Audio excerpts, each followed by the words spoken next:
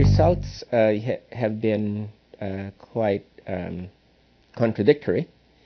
The results for the Senate definitely were a repudiation of the administration, since most of the winners are from the opposition.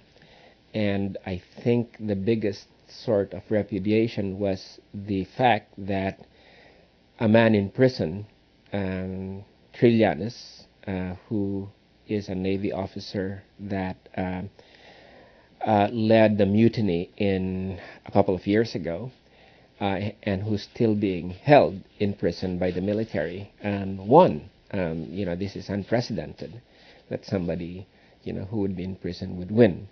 And he was noted for his very, very strong opposition to the administration. So I think the Senate results were very much of a repudiation of the administration. On the other hand, the results for the district elections in the House,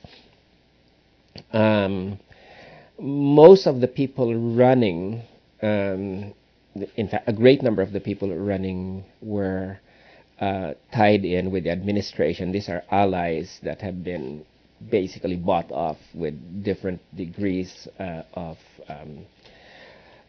or different, many ways by which they've been bought off. Most of the people who were elected are pro-administration, but they were not running on a platform of being for the government while they were running on the district level. So one cannot say, therefore, that the elections in the House were affirmation of the administration, because these people tried to establish some distance between them and Gloria, and they were running mainly on local issues. So one can say that they were therefore elected mainly for their stance on local issues. Of course, there was probably also a lot of vote buying there. But the point is that one cannot say that the House congressional seats were, the results of this were an affirmation of the administration. Finally, the party list, and I think, we have this 50 seats or so in the House that are run on a proportional representation system, depending on how many votes you get in terms of people voting for the party list, that entitles you to 1, 2, or 3 houses in the Senate, for a party, in the House for a party. That was a bit disconcerting, the results of that. The results of that election were quite disconcerting because the groups that were running on the party list, running on a program representing progressive change, lost in these elections, or most of them, and we're now talking about the moderate to the radical left, lost a lot of seats, or their performance was not as good as in 2004. For instance, the Workers' Party, Partido Manggagawa, lost 75% of its votes from 2004. Bayan Muna, which is the #1 secular left organization that participates in the party list system, lost about 25% of its vote. And Akbayan, to which I belong and for which I was the second nominee, lost about 47% of its 2004 vote. Who were the winners? Well, the winners were the religious parties.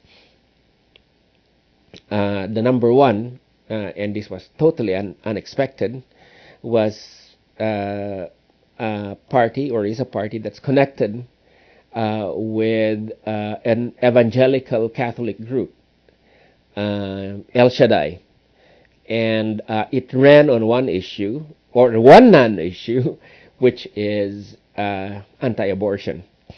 And it plastered the archipelago from Sulu up to Cagayan with this portrait of a baby that was in the shape of a fetus.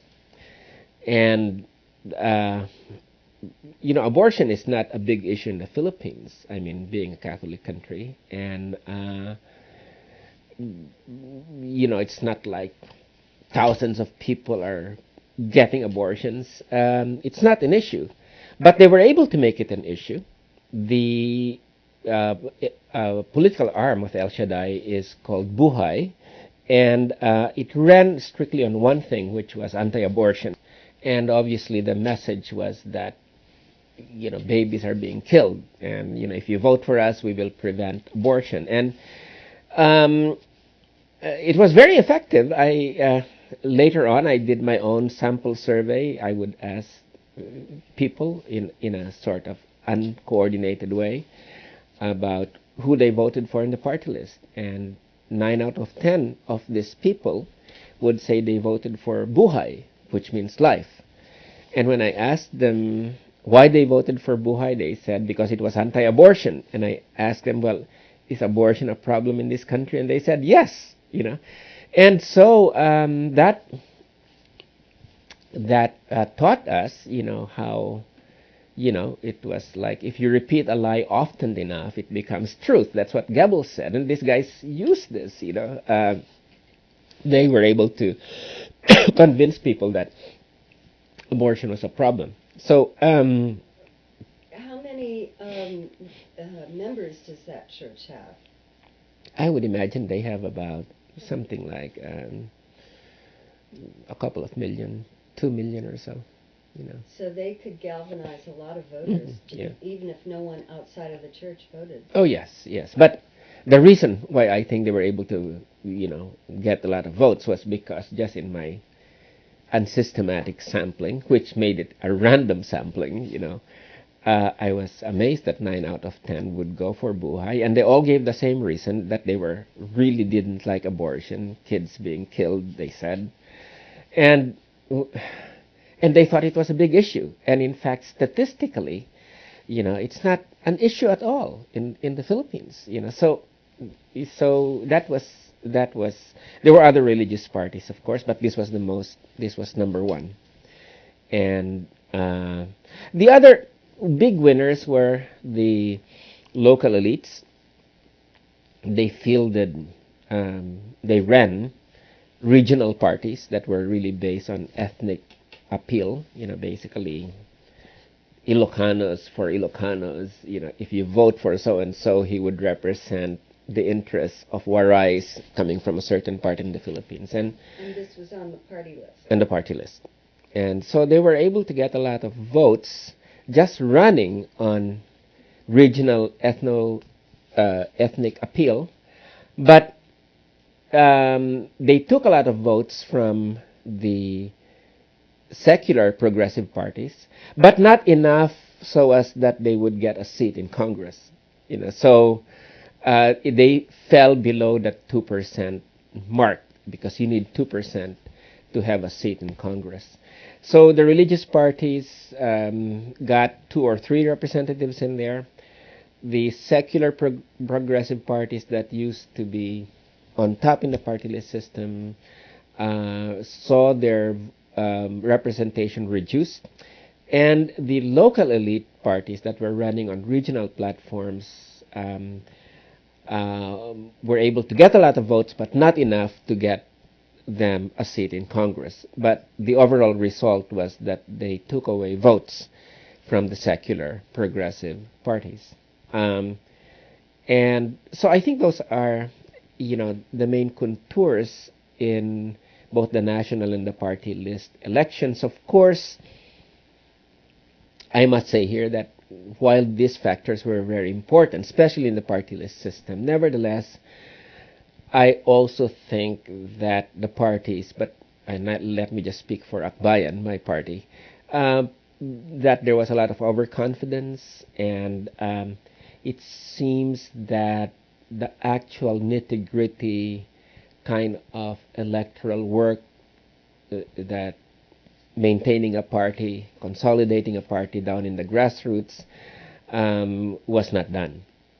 So it was a combination of external and internal kind of factors.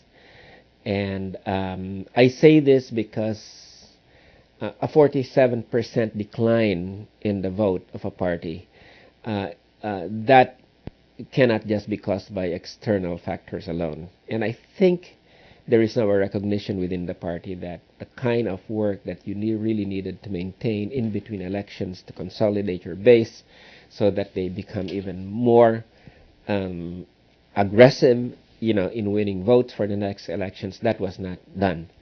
And I think people were a bit shocked, but after analyzing it, they should not have been shocked because many of these indicators were already there even before the elections. It's just a question of paying attention to them. So those are basically the contours of the election. One of the things that is very prominent when you look at both the Senate and the House races, whether they belong to the opposition or to the administration, was the primacy of political clans.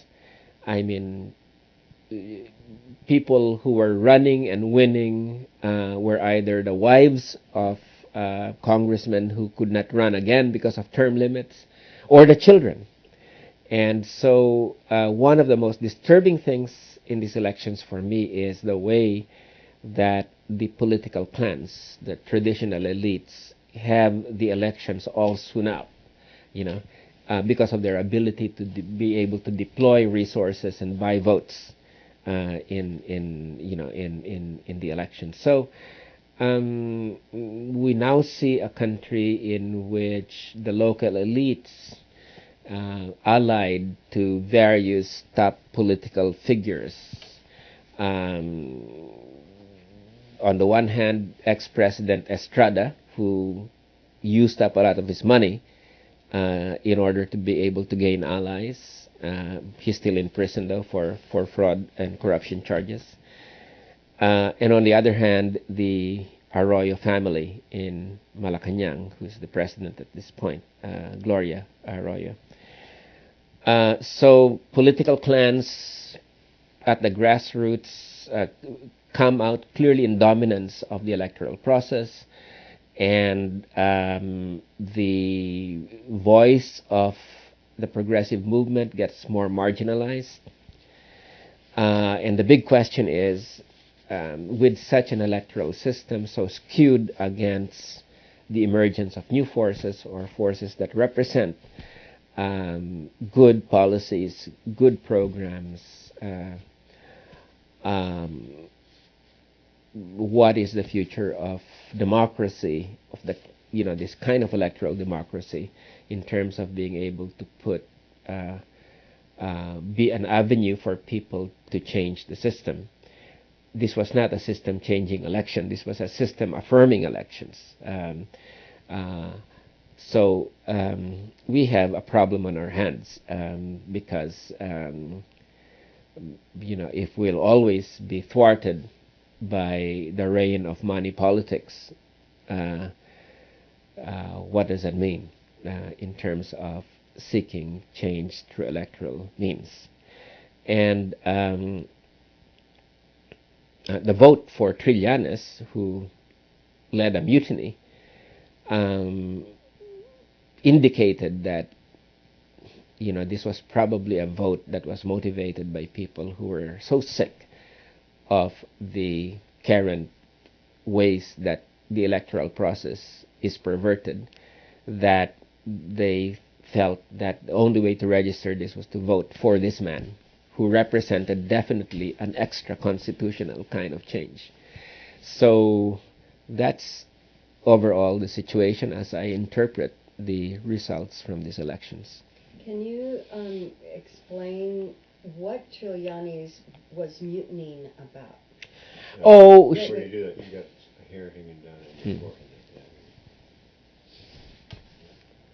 Trillanes basically he mutinied because he felt that the troops in Mindanao that were fighting the rebels, the Moros, the New People's Army, were not getting enough support from the government, that basically the material resources that should have been given to them were instead going to top brass in the army, as well as to politicians.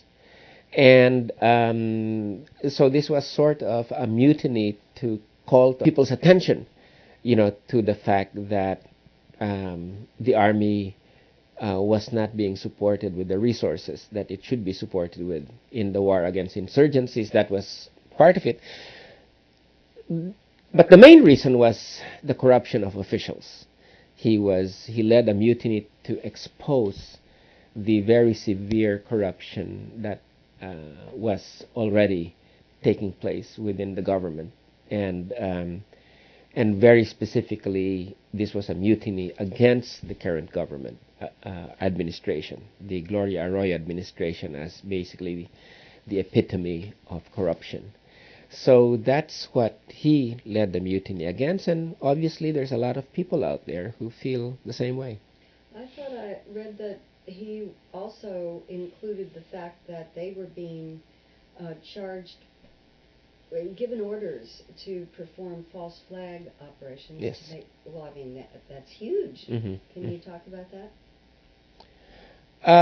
Yes, I mean there was some of that, as it wasn't just false flag operations, but also people at down there were being forced to report transactions that were not taking place, transactions in terms of supplies and everything else. So it was being reported that people had basically had shoes, had guns, had bullets, where in fact they were not having that, but instead those guns and bullets, that were being reported had in fact been sold to the black market. And basically these were generals, the corrupt general staff in Manila, that was diverting a lot of resources that would otherwise have gone to the troops. So I think that was part of the reason that he led the mutiny. So I have a three-part question. You don't think that there was any gaming of the party list? That the party list system is not flawed and it's okay, and it was more internal mistakes on the part of the party than a flawed system as part of it? And the second one is there corporate influence at the national or provincial level in the way that there is in this country, or is it all elites and dynastic politics? Is there corporate intervention in the political system? If we talk about gaming the party list system, I think that the traditional elites finally discovered that there's another way to Congress, that that another way to Congress is through the being elected on a party list rather than on a congressional district level. And so this is one of the reasons, for instance, that a party called the ARC, or Agrarian Resources Council, which is for land reform, Agrarian Reform Council, is actually is made up of progressive people, but they were forced to accept that the son of one of the senators would be their candidate, because by making him the candidate, that would open up government resources to fund the party. So basically, I think that what this meant is that the traditional elites discovered the party list system as another way to Congress, and that in that sense there was a gaming. The second thing is that I think that in certain parts of the country, there certainly is, especially in Mindanao, in parts of Mindanao like Lanao, there was definitely a fraud.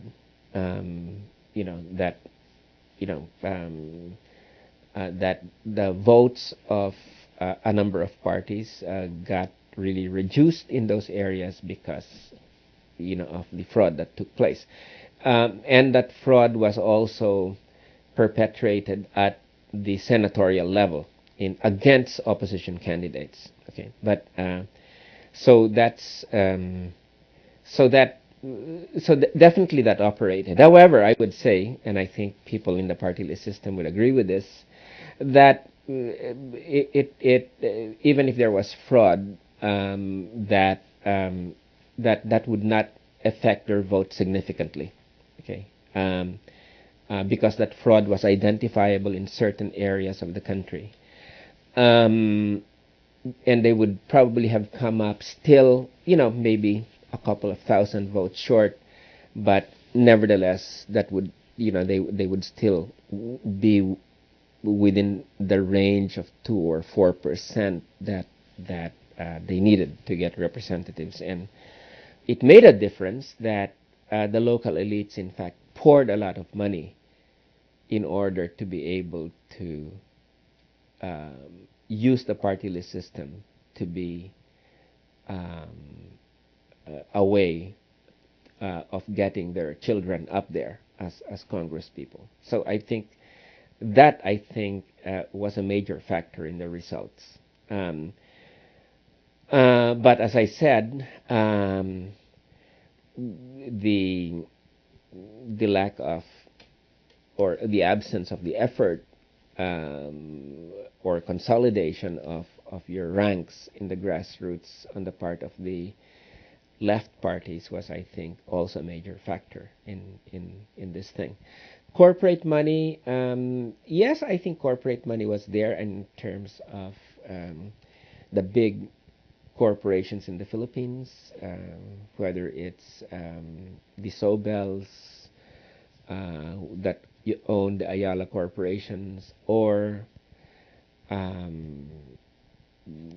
the group around Mr. Pangilinan, who owns the big telephone company, the PLDT. Yes, I think there was there was money that came from them into the electoral process.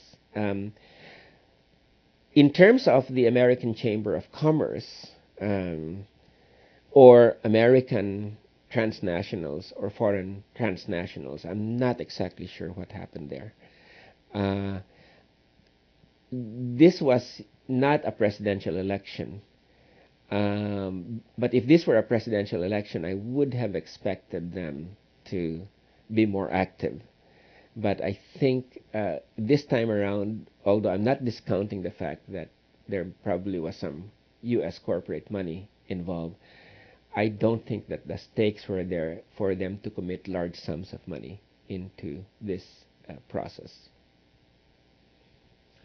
Just for the uninitiated, could you explain why the party list system was initiated and, in simple terms, how it Yeah. was designed to work? Well, the party list system reserved, as I said, 20% or 25% of the seats in Congress for representation of marginalized groups. Okay, so it was intended to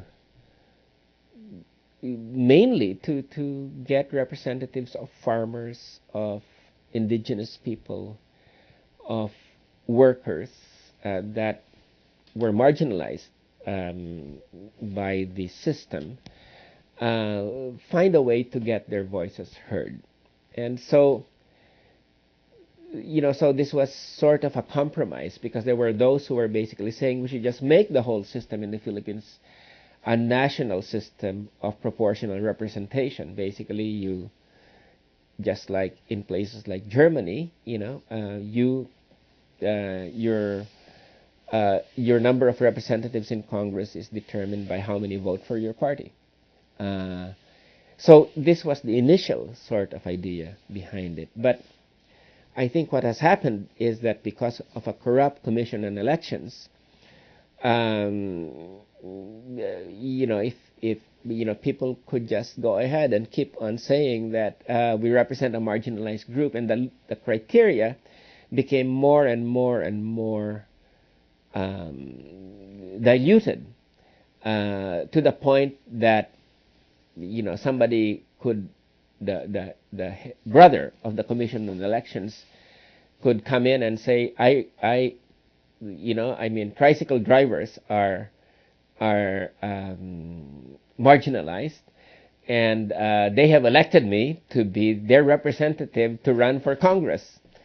And so this man, who's a very rich man, by using tricycle drivers in a certain locality, which is the bailiwick of his family, was allowed to be the prime nominee of this association of tricycle drivers. And of course, when we went in our campaign in the Philippines and said, do you know this guy, because he's supposed to be representing you? And these were tricycle drivers in other parts of the country. Said, no, we don't know this guy, And so it was the only reason that this guy could get in as a nominee was because of his brother. And when he was asked about this, why is your brother being allowed to run? You should have disqualified him. And he said, I'm not my brother's keeper. So I mean, that's all in that. If he wants to run, he wants to run. I have no business with my brother. So, but that's how corrupt it is. That eventually you could get the local elites in different parts of the country say that they represent the interests of ethno-linguistic groups like Cebuanos or Warais, and these people are marginalized, so I'm going to run for them. So this is how perverted the system became, in the sense that from being a system to assist the marginalized, it became another route to political power by the traditional elites who said that they were running because they represented marginalized groups. So this is part of the problem. Can I ask you to comment on, to compare the prior, 3 elections over a period of how many years, where the party list system had worked for people like Akbayan and Bayan Luna, and you were given monies from the government to distribute to your base, correct? And then it was removed, right? Those monies. Could you? Well, every congressional seat has, allocated it, to it, a certain sum of money for your distribution to your constituencies in the form of infrastructure projects and everything else. So,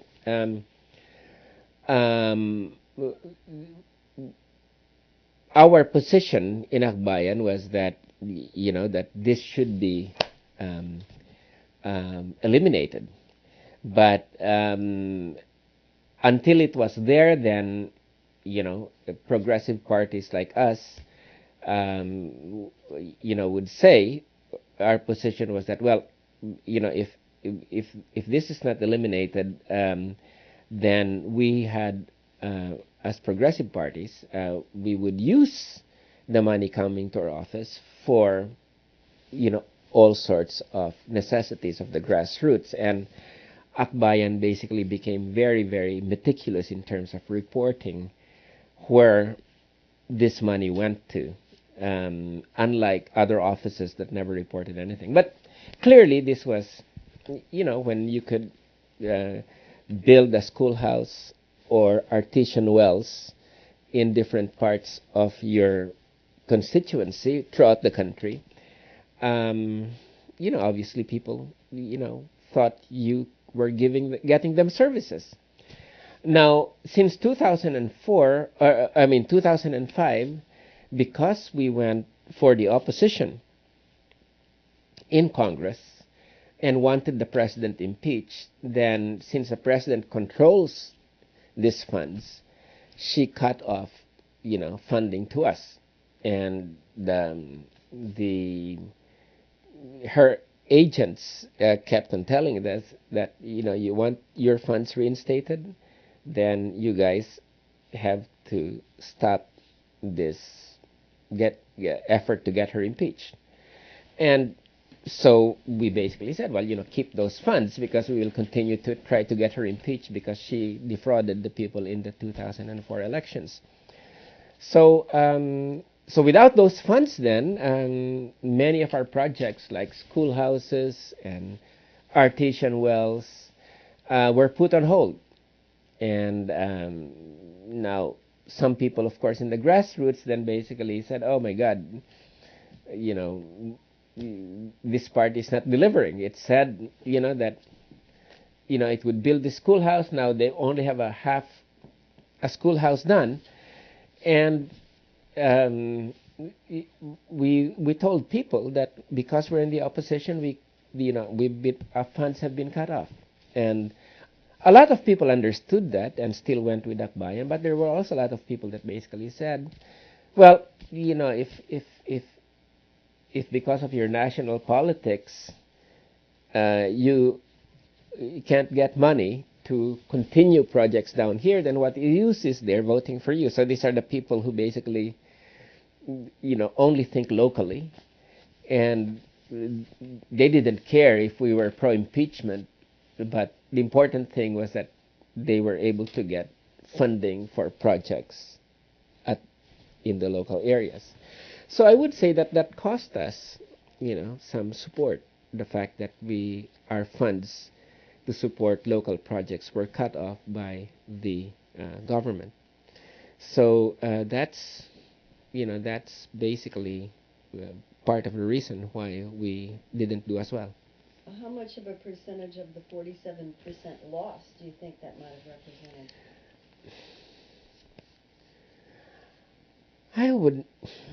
I would say that from the very beginning, I think that our votes, which rose to 800,000 in 2004, I would say that those votes were mainly sympathetic votes. That there were some who voted for us because of these projects, and some who deserted us because we were not able to deliver on these projects. If you were to ask me a calculated guess as to what numbers of people, probably about 10 to 15% of that 47% that we lost were accounted for by our failure to deliver because of our being cut off. Now,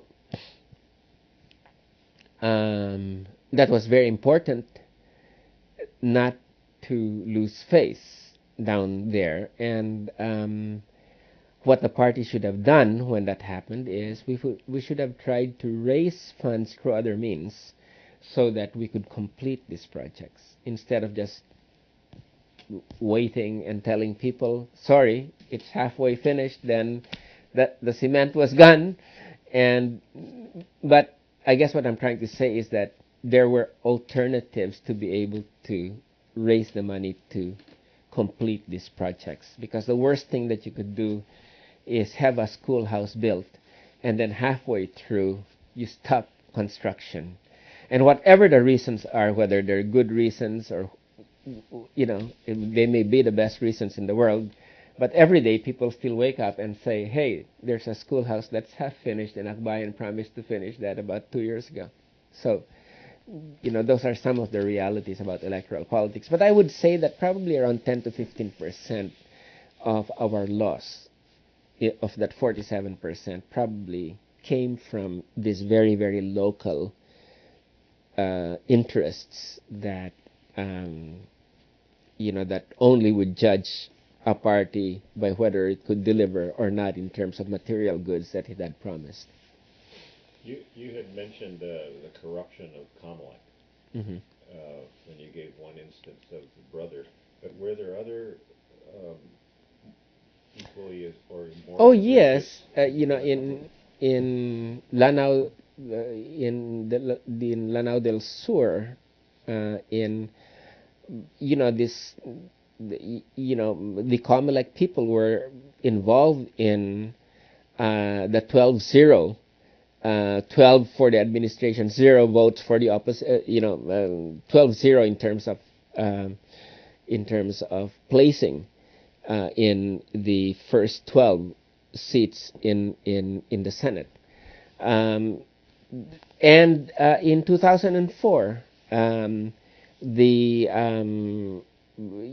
person Garciliano, that the president herself was in phone communication with this guy about quote unquote protecting her vote in Mindanao, and it was very clear that this was that the Garciliano basically was assuring the president in this phone conversation that her votes, that he was promising her that votes would be delivered to her, and it was fairly clear to most people that this was a prima facie case of fraud by an electoral commissioner. So this was the most famous case whereby somebody at the very center of the Commission on Elections basically was stealing votes for the president. So this is a commission whose credibility is quite low at this point in time. Garciliano, in fact, ran for office this time, and fortunately he lost. But goodbye, Garcia. well, yeah, but goodbye, Garcia. You can never tell. These guys are operators, and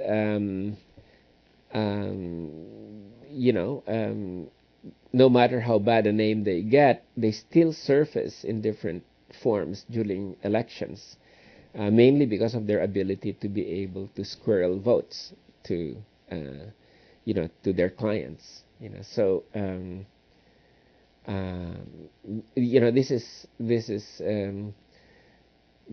how we'll deal with this now is really a big problem. I mean, the combination of corruption, money politics, the ascendancy of the religious parties, all combining to pervert the political system and the party system from being representative of the marginalized groups. I think we have a lot of thinking to do in progressive circles as to whether or not we will continue to participate in this kind of charade. Well, so then there was a happy note in the whole thing, and that was the winning by Father Ed Panlilo in Yes. Tonga. Do you have any insights or comments? Well, yes. I mean, I think his triumph as governor basically shows that when people get mobilized, they can make a difference. And this was just like the 1986 mobilization against Marcos for Cory Aquino, when Marcos tried to steal those elections, and people went out, and they eventually drove out Marcos. Okay, and this time around, this priest was able to beat two very well-funded candidates, Revilla and Lapid, the governor, and Pineda, the what do you call it now? The gambling lord, and coming out of nowhere, except running just on a good reputation, which really shows that money politics can be beaten if people are willing to go out there, vote, but not only the vote, but they protect the votes by making sure that they're there when they're being counted, and they make sure that the right votes are transmitted to the national election office. So in fact, I would say that is a case whereby if we can only get that level of popular outrage throughout the archipelago in the next elections, so that people vote against money politics, then I think we could have a very different result. But I think that's the voting for Trillanes and the voting for Father Panlilio, I think were very good, sort of, the two good things that came out of these elections. Are they bellwethers of a trend, you think? That I'm not so sure at this point. The trend, unfortunately, I think is more like the dynastic politics taking hold again. It's it's really shocking how families, prosperous families in the local areas now basically consider that political office is their prerogative, and that it's rich families competing against one another. And if there's any third force that emerges, uh, just like in other places in Pampanga, the families close up in order to eliminate challengers from the non-elite circles. So, I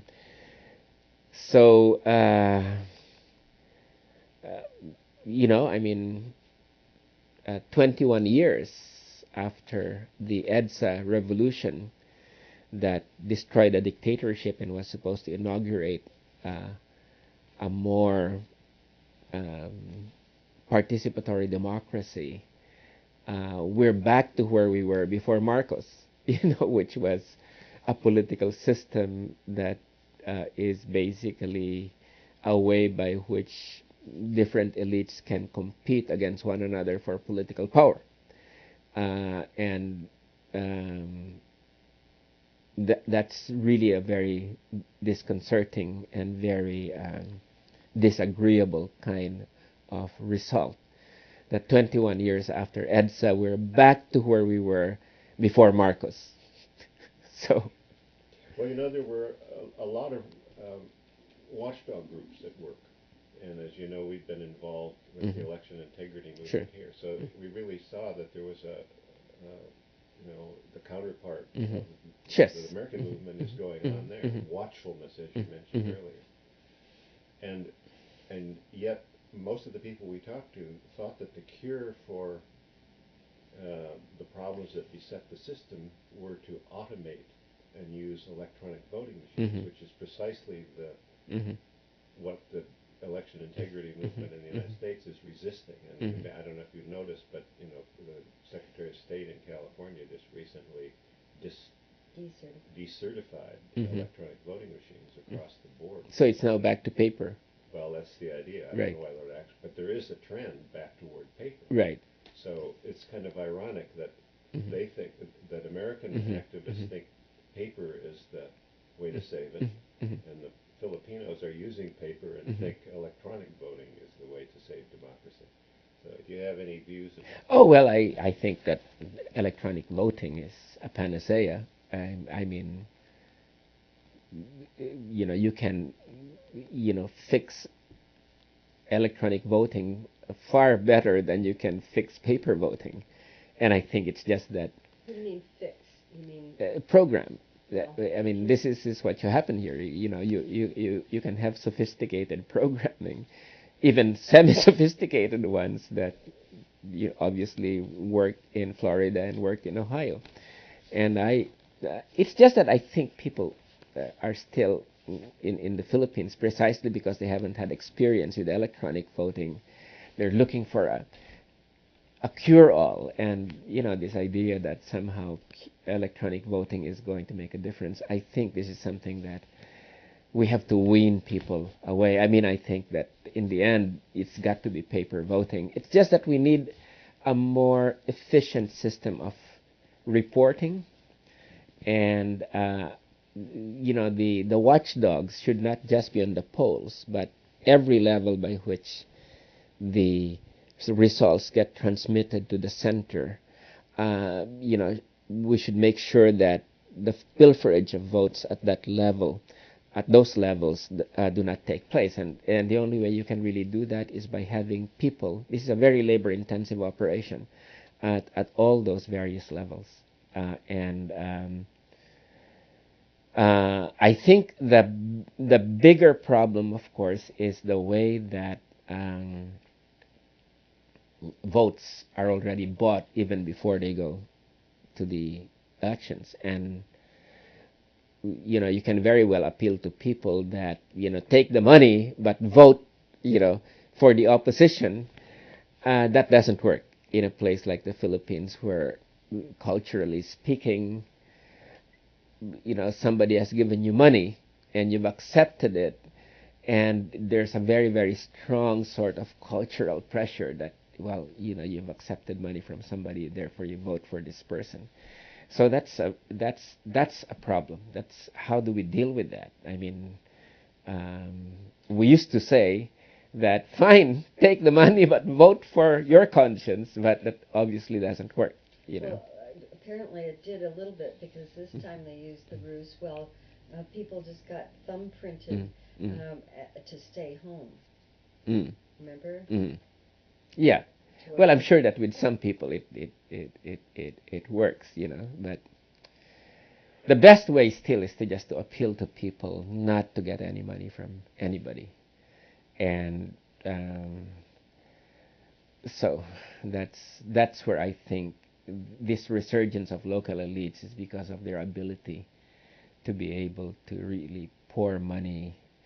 And there were some people, even among the elites, some of the more modernizing elites that we met, younger people, and they would just confess to us that they tried the last two elections to just run on record, but then after losing twice badly, they said, "Well, I can't have anything. I can't do anything else. I'll be a loser all my life unless I pour millions into these elections." So it's a really a big challenge how we are able to to be able to curtail that system. Of course, people say that the more urban the area, the less votes are bought, and the more people refuse to accept money, and that it's more mainly in the rural areas, that vote buying is rampant. Well, that is one explanation at this point in time, but still, I think we really have to make an effort to raise not only consciousness but as well as the penalties for vote buying, and it's one of the tasks that really needs to be addressed in the Philippines. So, one more question. Sure. What do you think the role of poverty is in terms of making an electoral system work? I mean, it seemed just looking quickly when we were there that it was so much easier to buy votes Sure. because of the abject poverty. Well, yes, I fully agree, and this is for a lot of poor people, election time is a time of income redistribution. Okay, this is this is the one time that they have the elites courting them, and them having some sort of somehow getting the balance in their favor, and so this is this is ingrained among people that election time is the rest of the time it's the elites completely control us. The only way that we can get back is in election time, and that's why that's when elections then are viewed as a system of redistribution of wealth, then there's a real problem there. Not only of wealth, but basic services. Yeah, right? Basic services, wealth, whatever, just so yes, I would say that poverty creates the conditions for vote buying, and we just have to find a way to really address that. That eventually, I think that you will reduce the chances of vote buying the more kind of redistribution takes place, not through electoral means, but land reform, asset reform, all of these long postponed things in the Philippines. Do you think there's enough similarity between the challenges faced to democracy in the Philippines and those faced by it in the United States, that some kind of international solidarity movement for election integrity would be an advantage for both Mm-hmm. the movements in both countries, or are their problems so unique and distinct that there really isn't any international dimension? Well, I think the problem really is that the Philippines is a variation of American democracy. I mean, we got our electoral system from the United States, and I think that the U.S., is in fact a system in which money rules. I mean, it's not gross vote buying in the U.S., but certainly it's corporate funding, and basically elections are won even before election day through people who are able to deploy massive amounts of advertising money and time. So and most of this really comes from the corporations, and so although it might seem that the differences between the Philippine system and the U.S. seem to be quite stark. In fact, they're both electoral systems that are very much dependent on the purchase of votes. Now, in the U.S., as I said, it's not a gross purchase, but it is practically before the elections. The ability to be able to deploy so much money in terms of TV time really makes the difference. So, I think these are both elite electoral systems that are biased towards wealth, and I think that's where the problem is. That somehow we really need to move both systems away from the control of corporate and moneyed elites into a more participatory kind of democracy, and that's really a big challenge. But this was why the Philippine elite was so happy with the U.S. system. That here was a way by which it allowed competition, but it didn't allow competition from the people. It allowed competition among moneyed elites.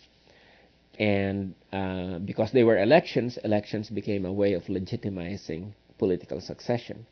So and dynastic succession, and the system was such that it would allow succession by different factions of the elite over time, and that was a stabilizing factor, because if the elite were just one faction were just to rule all the time, that would create the conditions for instability. And so what you had was a system that was very, very favorable towards the elites, because it allowed electoral competition, therefore allowed legitimacy to the succession, without bringing social issues, the real issues of land reform, of asset reform, of income redistribution out to the table. And in fact, that's still the case in the Philippines at this point, that the parties and the elites,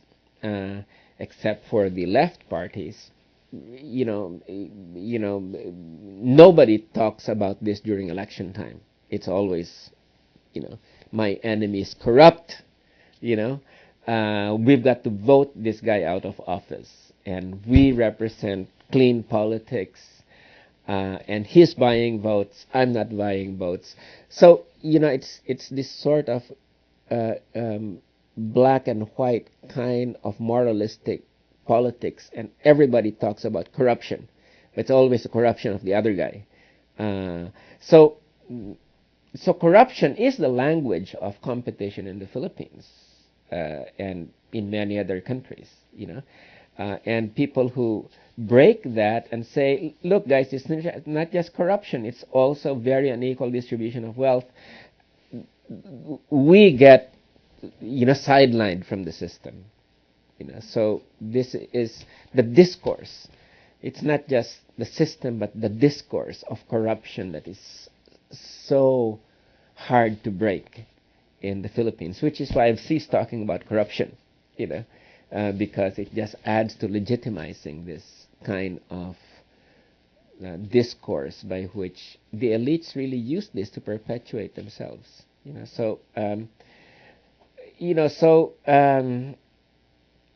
And in many ways, that's also the case in the United States. I mean, people are very moralistic about politics here. You really don't have,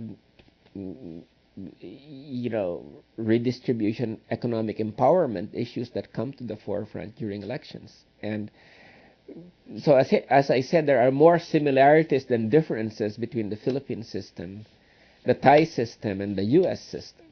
And I think we really need to address together how we break the molds of elite democracy so that we can move towards substantive, real democracy. And as I said, you scratch the Philippine system and you really find the essence of the American system. You see, it was transported lock, stock, and barrel when the colonization took place. And people are always wondering how the hell the U.S. was able to create this democratic system in the Philippines. It's very simple, because the elites said, oh my God, this is a perfect system by which we can compete, and there would be legitimacy in the succession, instead of, every few years there would be a bloody succession, because there were no set rules of the game. So the Americans came in and provided these set rules, telling them, okay, here, you compete on the basis of these rules. And it's a perfect competition because you can compete among yourselves while keeping all the other big issues out. So this is why the elites basically jumped over to the Americans when they came. Well, not only for that, but for a number of other reasons, including cowardice, and they deserted the revolution. So the people. If you go down to the local areas, a lot of these families trace themselves back to old families during the Spanish period. And these are people who jumped ship when the Americans came. I mean, the revolution had destroyed the Spaniards, and then the Americans came, and these guys knew which side where their bread would be buttered on, and so they jumped to the Americans. So, the elite, except for a few people, the Philippine elite basically embraced the United States. They were, and our defeat at the hands of the United States was basically an internal defeat. I mean, of course, there was superior American firepower, but the kind of resistance that the Iraqis are now putting up, I mean, that's something that the Philippine elite is incapable of. And so, is there an ecological usefulness, do you think, for international solidarity between American activists and Filipino and other national? I would think so. I mean, I think what we really should be talking about is not just electoral integrity, but how we can work together to bring about participatory democracy. And this is really the big challenge of our times, both advanced capitalist countries and countries like the Philippines, as well as the sort of medium-range countries at this time, and the poorer countries. How do we really create, participatory democracy? I think that's really the big space where collaboration can take place at this point in time, because I for one have always been saying that the problems of democracy are similar everywhere. It's basically the battle has no longer been against dictatorship, certainly not since the mid-80s. The battle has been the way that elite democracies sort of constrict the political system. And of course, the United States has had a very strong role in pushing this kind of electoral democracy because it's very stabilizing for the United States. It puts elites there that are very much oriented to the kind of free market systems that the U.S. elites want, and it puts people in there that are very much tied in to Washington. Uh, so I think this has been this has been the big challenge, and I think that unless progressives both in the North and the South are able to offer a better kind of democracy than what we have right now, then people who get marginalized by the system will either turn towards authoritarian elites again, or they will turn to fundamentalist elites. And I think this is the danger right now, that basically authoritarianism and fundamentalism are going to be very attractive to people because democracy has not delivered.